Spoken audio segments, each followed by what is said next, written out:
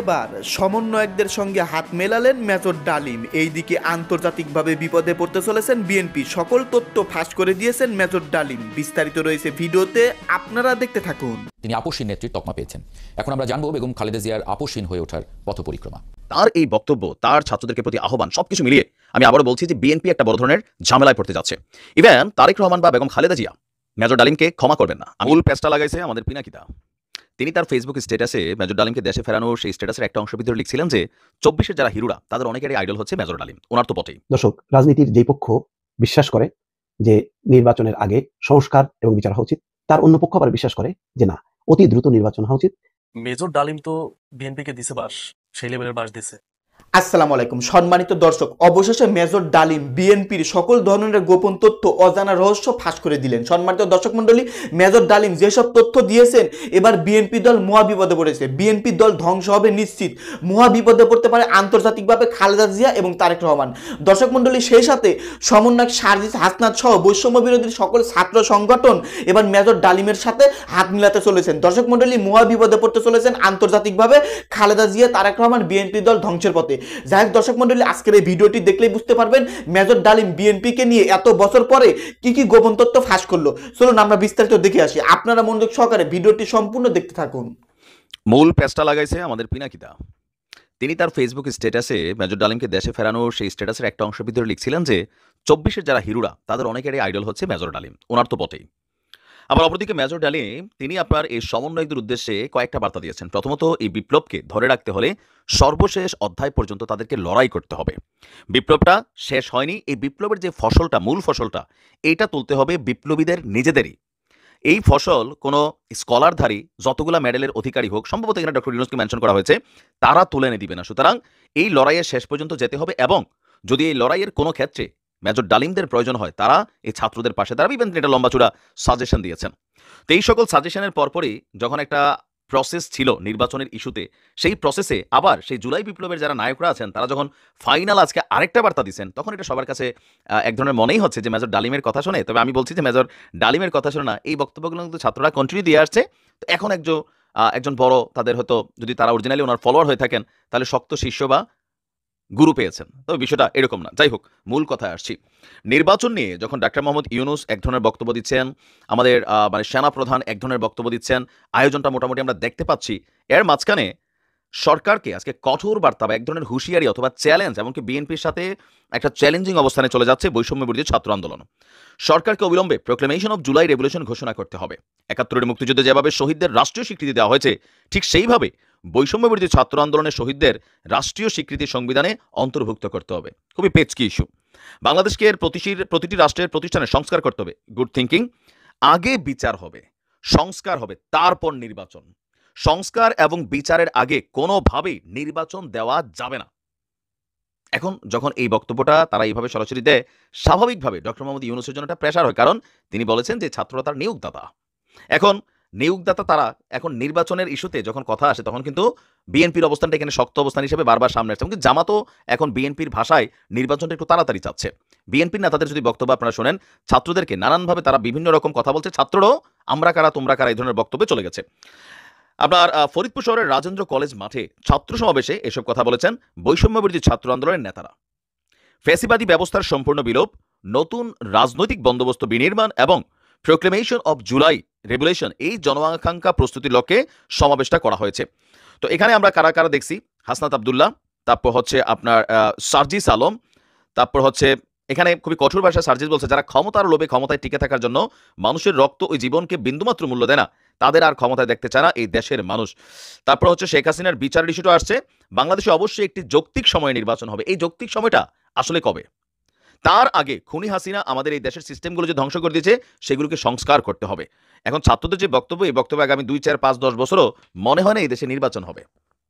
কারণ কি, এখানে আওয়ামী লীগের বিচার যে প্রক্রিয়াটা, এটা কিন্তু খুব সোজা না। বিষয়টা এমন না যে আপনি নর্মাল একটা অপরাধ করলাম, জেলে গেলাম, তারপর এটা হয়ে গেল। এগুলা রাজনৈতিক বিচার একটা লম্বা সময় ধরে হয়। তো সেই ক্ষেত্রে আমরা যদি ধরি মিনিমাম লেভেলে, তো এরপরে তারা আছে সবাই ভাগরা। তো আপনি একটা রায় দিলেন, এরকম রায় লইয়া তো মেজর ডালিমও বিদেশে বসে আছে, তাই না? তাকে দেশে এনে বিচারটা করতে পারছে, আওয়ামী লীগ সরকার পারে নাই। তো সেখানে শেখ হাসিনা আছে কোথায়? দুর্গের ভিতর ভারতে। তারা নিয়ে এসে বিচার করবে এই অন্তর্বর্তী সরকার, এতটুকু আমাদের শক্তিশালী সরকারটা। মোদির সরকার এখন মধ্যে কথাই বলে না ঠিক মতো ডক্টর মোহাম্মদ ইউনূসের সাথে। তো এই সরকারের কাছে ফেরত দিবে আপনার মনে হয়? এগুলো আসলে সম্ভব না, বা যদিও সম্ভব হয় লম্বা চূড়া একটা সময়। ভারতের সাথে যে সম্পর্কের জায়গা, সেখান থেকে আওয়ামী লীগের মেইন যে বেসিস ফাউন্ডেশন সেক্টরটা পুরোটাই ভারতে। তা আপনি রায় দিতে পারবেন। এখন বিচার হইতে হবে, বিচার বাস্তবায়ন করতে হবে, এই শব্দটা ব্যবহার করলে লম্বা চূড়া সময় যাবে, যেটা বিএনপি জীবনও দিবে না। তো এখন তাদের দাবিটা, তাদের পয়েন্ট অফ ভিউতে যৌক্তিক, কারণ এখানে তাদের নিজস্ব জীবনের নিরাপত্তা ইস্যু আছে। যদি নির্বাচনে আওয়ামী লীগ আসার সুযোগ হয়, তাহলে তো শেখ হাসিনা বাদ দেন, বাকি যারাই আসে তারাই সে কি ছাত্রদেরকে স্কেপ করবে? জীবনেও না, ছাড় দিবে না। তো এটা তাদের মধ্যে একটা ভয় কাজ করতেছে। তো সবকিছু মিলায়া তাদের এই বক্তব্যগুলো পুরনোই, বাট এখন মেজর ডালিমের ইস্যুটা থেকে আবার হয়তো একটা নতুন করে এনার্জেটিক অবস্থান তৈরি হচ্ছে, বা কমেন্ট অনেকে লিখতে চাচ্ছেন যে ডালিমের রস খেয়ে তারা আবার মানে শক্তিশালী হচ্ছে। এক একজন এক এক রকম ভাবে যে যা লেখা লিখে না। দর্শক, রাজনীতির যেই পক্ষ বিশ্বাস করে যে নির্বাচনের আগে সংস্কার এবং বিচার হওয়া উচিত, তার অন্য পক্ষ আবার বিশ্বাস করে যে না, অতি দ্রুত নির্বাচন হওয়া উচিত। নির্বাচন এবং সংস্কার এটা পরস্পর বিরোধী বিষয় না, বিচারও চলমান প্রক্রিয়া, কোনোটাই নির্বাচন বিরোধী কর্মকাণ্ড না। অর্থাৎ বৈষম্য বিরোধী ছাত্র আন্দোলনের বক্তব্য থেকেই কোট করি, আগে বিচার সংস্কার তারপর নির্বাচন। তার মানে হচ্ছে বৈষম্য বিরোধী ছাত্র আন্দোলন কিন্তু তার অবস্থানই থেকে গেল, যেই অবস্থান সম্পূর্ণ বিএনপির বক্তব্যের বিপরীতে। কি বলছেন তারা? আগে বিচার সংস্কার তারপর নির্বাচন দিতে হবে বলে দাবি জানিয়েছেন বৈষম্য বিরোধী ছাত্র আন্দোলনের নেতারা। সোমবার বিকেলে জেলা বৈষম্য বিরোধী ছাত্র আন্দোলনের উদ্যোগে শহরের সরকারি রাজেন্দ্র কলেজ মাঠে সমাবেশে এই দাবি করেন তারা। এই সময় তারা আগামী 15 জানুয়ারির মধ্যে প্রোক্লেমেশন অফ জুলাই রেভলিউশন ঘোষণা দেওয়ার জন্য সরকারকে আলটিমেটাম দেন। 15 জানুয়ারির মধ্যে সরকারও বলেছে যে তারা অতি শীঘ্রই দেবে। ঠিক 15 জানুয়ারি কিনা পরিষ্কার না, তবে অন্য রাজনৈতিক দলগুলোর মধ্যে খুব চাপাচাপি আছে যে এই ধরনের একটা ঘোষণা দিতে হবে, এমনটা কিন্তু দেখা যাচ্ছে না। বিএনপি জামাত চুপ করে আছে। এখন জামাতের বিষয়টা একটু রহস্যজনক, তারা হয়তো সব অংশের সঙ্গেই আছে, কোনো পক্ষ নিতে চাচ্ছে না, কিন্তু তারপরেও বিএনপির অভিযোগ যে তারা আসলে এই বৈষম্য বিরোধী ছাত্র আন্দোলনের পক্ষে অবস্থান নিয়ে আছে। সমাবেশে মুখ্য সমন্বয়ক সার্জিস আলম বলেন, জুলাই অভ্যুত্থানকে সংবিধানের একটি গুরুত্বপূর্ণ জায়গায় স্বীকৃতি দিতে হবে।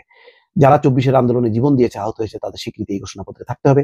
বৈষম্য বিরোধী ছাত্র আন্দোলনের নাম স্বর্ণাক্ষরে ওই ঘোষণাপত্রে থাকতে হবে। বাংলাদেশে অবশ্যই যৌক্তিক সময় নির্বাচন হবে, কিন্তু তার আগে বিচার ও সংস্কার করতে হবে দাবি করেন সার্জিস আলম। তিনি বলেন, আমাদের সামনে শহীদ পরিবার রয়েছে, তারা বিচারের জন্য আর্তনাদ করছে, সেই বিচার করতে হবে। খুনি হাসিনা যে সিস্টেমগুলো ধ্বংস করে দিয়েছে, সেই সিস্টেমগুলো সংস্কার করতে হবে। সার্জিস আলম বলেন, আমরা নতজানু পররাষ্ট্রনীতিতে বিশ্বাস করি না। যাক, পররাষ্ট্রনীতির ব্যাপারটা না থাকলো, কিন্তু নির্বাচন ব্যাপারটা কি দাঁড়াবে? দুইটা পথ। ডক্টর মোহাম্মদ ইউনূস বলছেন, রূপকের কাছে আবারও বলেছেন, সম্ভাব্য দুটি তারিখ, একটা হচ্ছে এই বছর ডিসেম্বর, আর সামনের বছর জুন। প্রশ্ন হলো, এই সময়ের মধ্যে সংস্কার আর বিচার কি শেষ হবে? সংস্কারটি সম্ভবত একটা হতে পারে, কিন্তু বিচারটা অসম্ভব ব্যাপার।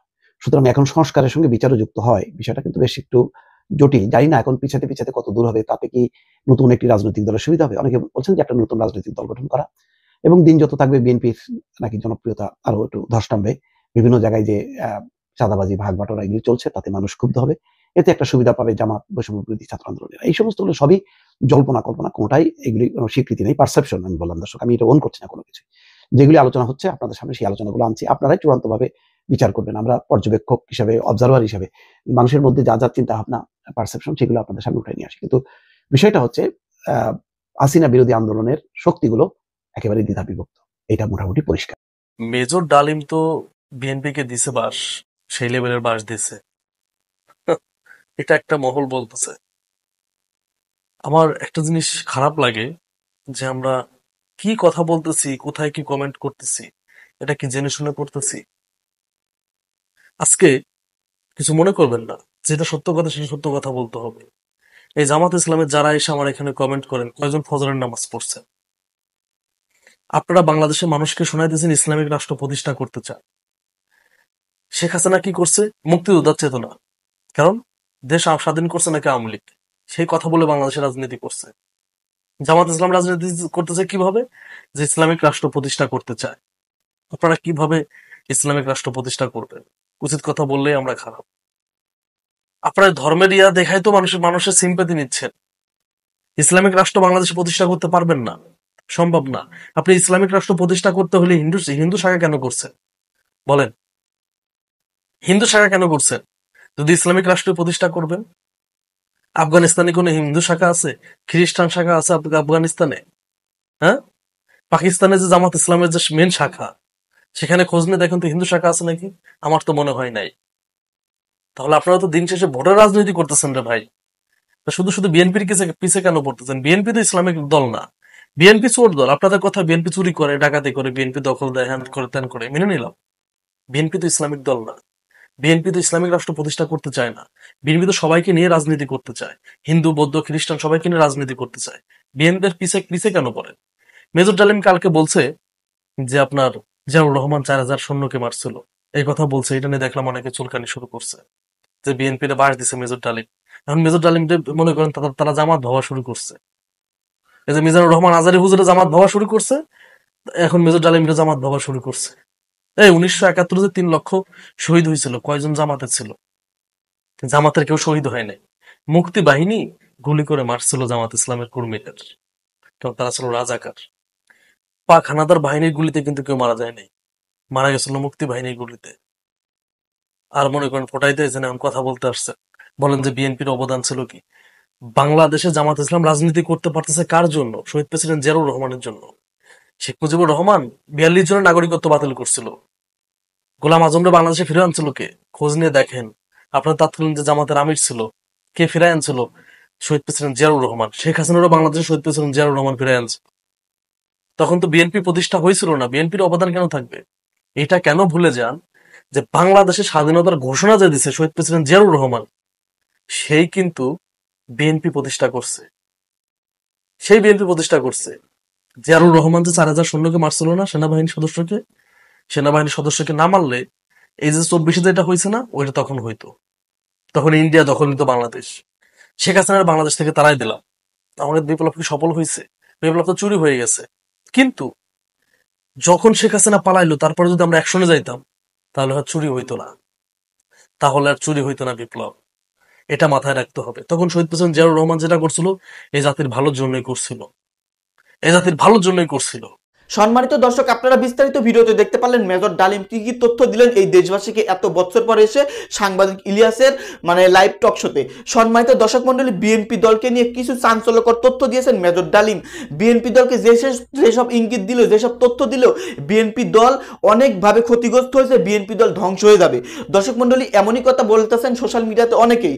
যাই দর্শক মন্ডলী, সেই সাথে সমন্বয়কদেরকে নিয়ে, মেজর ডালিমকে নিয়ে সোশ্যাল মিডিয়াতে যেসব আলোচনা হচ্ছে, এসব আলোচনা সম্পর্কে আপনারা প্রতিবেদন দেখতে পারলেন এবং আপনাদের ব্যক্তিগত মতামত কি আজকের এই ভিডিও সম্পর্কে। এবং মেজর ডালিম এত বছর পরে যেসব কথার মুখ খুলেছেন, বিএনপিকে নিয়ে, জামাতকে নিয়ে যেসব কথা বললো, আওয়ামী লীগকে নিয়ে, শেখ মুজিবুরকে নিয়ে, এসব কথা সম্পর্কে আপনাদের ব্যক্তিগত মতামত কি ভিডিওর কমেন্ট বক্সে অবশ্যই ঝটপট জানিয়ে দিবেন।